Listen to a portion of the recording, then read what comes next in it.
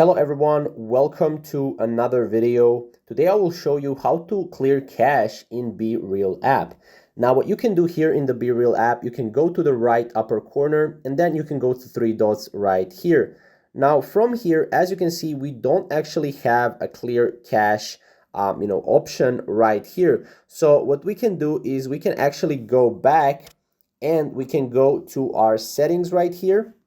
And then make sure to go to your settings right here, BeReal, click on BeReal, and then app info BeReal, and then make sure to go down below and go to storage, and then here you can clear data or clear cache. I would just recommend you to clear cache, and then you can go back to your app right here, and you can pretty much do everything right here like you're supposed to. So that's how you clear cache. As you can see, we don't have any settings right here to clear cache, right? Obviously, but we will have that probably in the future, like on Snapchat, right? So yeah, if you have any questions regarding this, comment down below and I'll answer all of your questions. And yeah, we'll see you in the next video. Thank you guys for watching.